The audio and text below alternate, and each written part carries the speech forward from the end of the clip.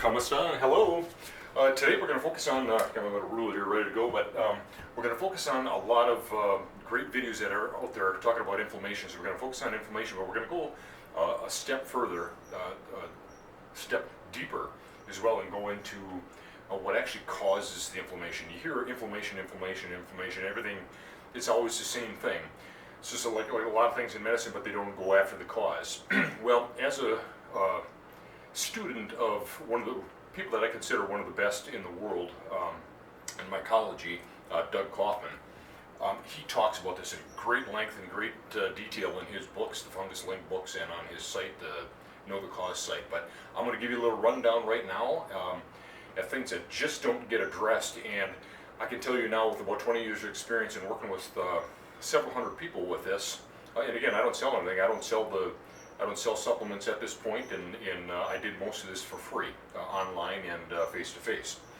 So I know I've seen it work. I've seen it work on almost every case. I don't recall seeing a case where using the antifungal diet did not work for major inflammation. And this covers all kinds of things. When you look at the videos I've done for years on celery juice and stuff like that, one of the reasons that it's so powerful with all the chemicals in 3-MB that I've talked about for years, is that it breaks down things like the uric acid that I've talked about for many years and have done myself with gout and all the other things that affects. It also breaks down the oxalates that are in kidney stones and things like that. And oxalates, of course, are made from fungal mycotoxins by and large.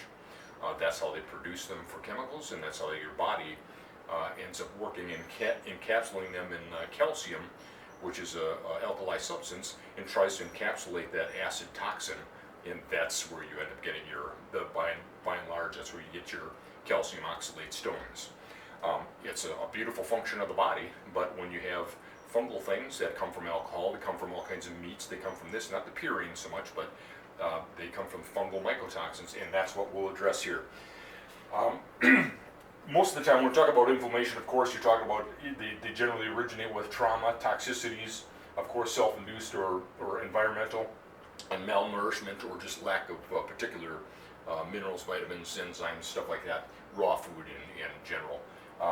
But not only will I talk about the fungus, which is the yeast and all things that we've talked about in previous videos, and one that I'll focus on quite a bit in upcoming videos. This is a great segue into my very soon coming auto brewery short note that I think you'll enjoy. So anyway, I'm going to give you a list of things that fungal mycotoxins are, and it's pretty powerful. So they're mutagenic, which means they change genes. They're tremorigenic, which they cause all kinds of tremors, stuff like that, like you think about Parkinson's. Carcinogenic, cancer-causing. Terogenic, which means, of course, that they cause birth defects.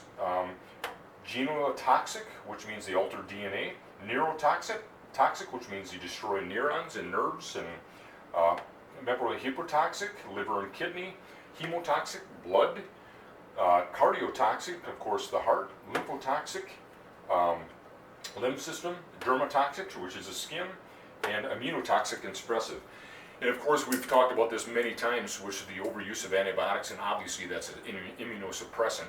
And that's why so many people, you talk about, you look deep into it yourself, but when you talk about lupus and all kinds of these autoimmune diseases, take a look at what are the things that are destroying the immune system in the human body, whether they're injections of different sorts or whether they're overuse of antibiotics, which is rampant.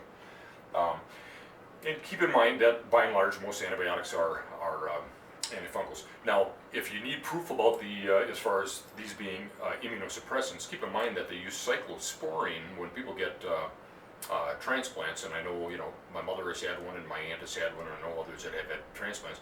They give people cyclosporine, which is an antifungal, that is a fungal mycotoxin, and that suppresses the immune system so the body doesn't attack the heart and other things. So they obviously use it in practice and in the lab. And as a matter of fact, in the lab, how do they induce cancer, diabetes, lesions of the coronary arteries, and on and on?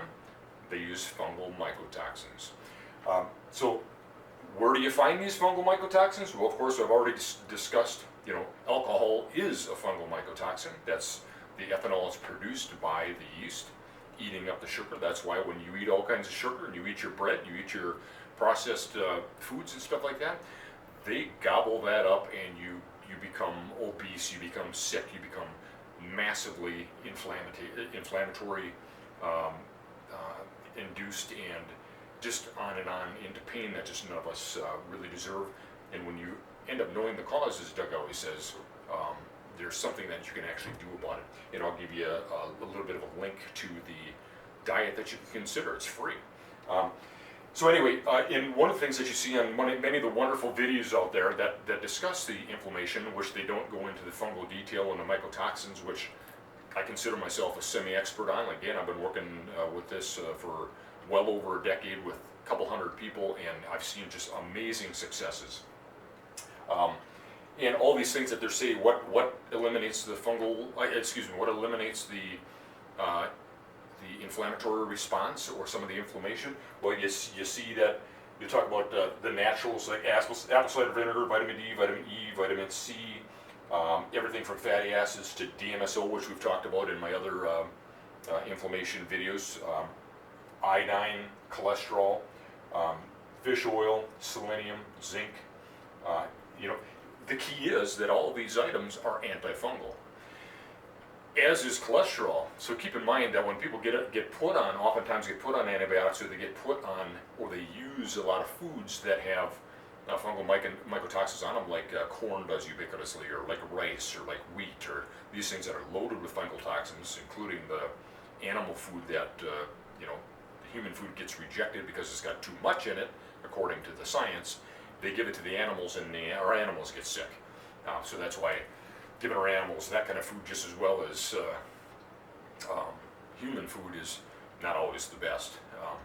But anyway, these items are all antifungal, and to top it off, many of them are anti-mycotic, which, like I said before in my other videos, when you're talking about fungus, a good way to analogy that I think is an excellent one is like when you kill off a squid. Hate to kill off a squid, but good analogy anyway. If you kill off a squid or you go after it, they will shoot out their ink. And that ink, let's say the squid is the fungus and the yeast, and the ink is the mycotoxin. You can go ahead and catch that squid, kill that squid, and eat that squid, but that ink that's left behind to defend it makes its way into other areas. And if you are out of balance, if you've had overuse of antibiotics, if you have too much of a use of alcohol, too much processed food, too much sugar, you're going to find that you just pop up just like a loaf of bread does, and your inflammation just gets out of hand. So this is one way that very rarely gets addressed that I know is incredibly powerful and you need to try. And again, really going after it is virtually free. I attack things in a different way with fasting and other things as well as the diet, which there are a few things that are better than fasting as far in different ways, whether it's intermittent or water fasting, whatever else, but that's a powerful tool to use with an antifungal diet. And again, at my age, I don't have any pain. I don't have any joint pain. I don't have any of that kind of thing. I have my own issues, as you guys know, with congenital heart disease here and there, but pain I don't have. And that's pretty rare, actually, I think, for most people that are in the 55, 60-year-old age group. So this is my top 11 food and drink list that is loaded with fungal mycotoxins. It's ubiquitous, like I said, which means it's everywhere. It's like breathing air. Alcoholic beverages, corn, wheat, especially corn, wheat, rice, barley, sugar cane and beets, sorghum, peanuts are loaded with it. I'll give you some ideas of what to do. Rye, cottonseed, hard cheeses, and there are many more. And you can get lists right off Doug's Know the Cause page.